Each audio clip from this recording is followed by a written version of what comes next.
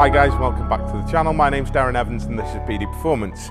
Now before I begin, I must set out that this isn't a criticism or a bashing of anyone. What I wanted to do was set out today to educate people about exactly what happens when you try to take things on yourself. Now this customer brought his car to us some 3 years ago now, I believe, or thereabouts. He actually had a block mod carried out by us. Subsequently to that, his oil filter housing failed.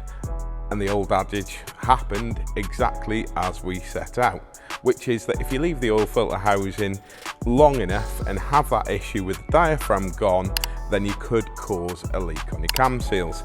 Now that's exactly what happened for this customer and caused him an issue with oil leaking from the end of his camshafts from the seals, which resulted in him having to both replace the oil filter housing and the cam seals. Now, more credit to the customer, he actually did that himself. Now those of you may think, well, hang on a minute, he took the job on and he's messed it up, and a lot of comments are going to come, but that's not the case. This guy actually went out and tried to buy the genuine parts and the genuine tool. Unfortunately, as we all know, most people can't get hold of the genuine timing tools, and that's where it all kind of went upside down for this customer. So we actually installed the cam seals with very little issue. They were genuine parts sourced from Ford. He actually got the cam cap torque screws in the end as well. He replaced them, did the job, tried to time it up with an inferior tool, and basically it let him down. So here we are a few months on. The customer came in to us, explained to us exactly what issues he'd got and exactly what issues were presented. He hadn't plugged the vehicle in, but immediately we knew that there was probably a timing fault. This morning we've got the car booked in for a replacement timing belt, modifying or adjusting the timing to the correct position, a new set of cam caps, because obviously in the end we're going to have to stab them out to adjust the timing. And the reason why we're replacing the timing belt is twofold. One is that we know that the cam seals have been leaking over it. Two, we're going to have to take it off to adjust it. So this is a one-trick pony and it will have to go in the bin. Just be careful, guys. I know we've done these videos and we've put them online, but this just shows someone with obvious mechanical knowledge and skill and it's still gone wrong for him. He bought a cheap inferior timing tool and this is exactly what happened. So, what faults have we got? Well, we've actually got a crankshaft position sensor fault, correlation issue, bank 1, sensor A. We've got that coming up as a fault that's current and dependent fault, and we've also got a fuel rail pressure sensor issue. Now that could be an issue anyway, or it could just be a ghost fault related to this, obviously, as many of you will understand. So what we're going to do firstly is we're going to get these cam caps, get it stripped off, get the cam caps knocked out, get the timing tool in there, get the belt off, and redo this. Hopefully we'll check as well that his cam seals aren't still leaking. We'll get them replaced if necessary, and any other bits that need doing on the way. But we're going to show you roughly a little brief insight into exactly what you do to rectify this, including inserting the crank locking tool, which the customer didn't use, and we'll go from there, guys. I'll join you in a minute when we catch up with Al when he's doing the job.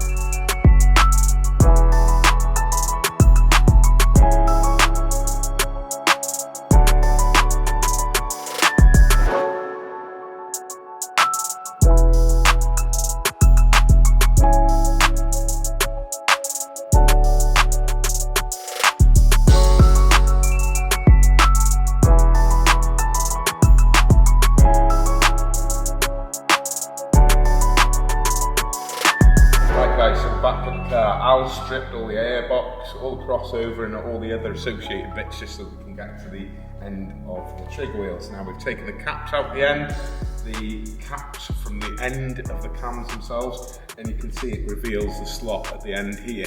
Now to the naked eye, just looking at it, you can see that it isn't far out, but when you try and put the tooth or the tool in there, you can see that it's probably somewhere near half a tooth out. Down here is where the locking pin goes in. Al's going to insert that now. I'm not going to talk you through it. We'll get this locked up, bottom end locked up, so that we can put the tool near it. Maybe try and show you sort of, somewhere near how far out it is, but if it doesn't go in, it's wrong, and it's that simple. So we'll get that locked up, get it all done, get the belt off, reset everything, check that the seals aren't actually leaking, which I don't think they are, get a new timing belt on it and go from there. But I'll leave you with Alan and some cinematics or whatever we're doing of checking this timing out.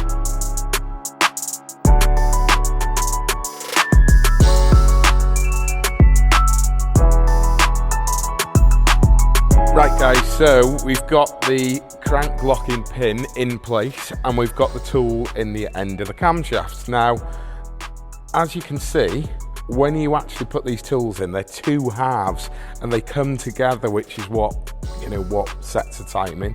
It's then locked into the top of the rocker cover or locked onto the in place so that you can make sure that the two align correctly with this just little section that just sits on top of the rocker itself. So it's not exactly complicated, but as you can see, the very fact that the belt is off but the cams are where they were originally, you can see just exactly how far out this timing is. Now it's probably a little bit more than we thought, to be fair, but it is out. We're going to reset that, install a new belt. As I said before, just check the cam seals to make sure that they aren't leaking, and we'll get this gent back on the road. Hopefully this will have resolved the other, what I think is a ghost fault in terms of the fuel pressure issue, but we'll just check that out, probably take it for a test drive and just make sure it's okay. But I'll leave you guys to see what's done next, and we'll go from there. I'll join you at the end.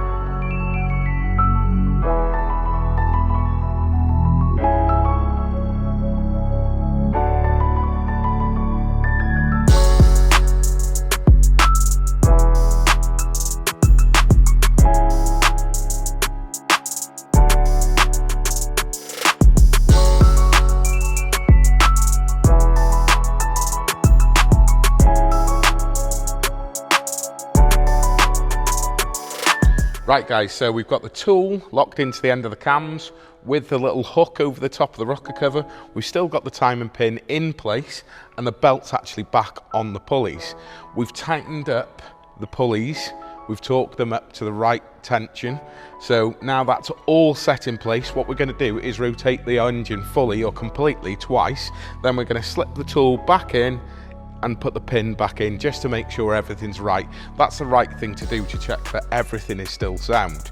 So all that's left for us to do now is put this back together. That's the boring bit, but we'll include some little cinematics just to end this off of this going back together and maybe us driving out the workshop. But if you like this sort of content and you're not subscribed to the channel, then why not do so? Hit that bell icon to stay notified. Comment down below if there's anything else that you'd like to see or anything that you'd like a tutorial on, and we'll always consider making it. Give this video a thumbs up if you enjoy this sort of thing, and for now we'll sign off and we'll see you next time.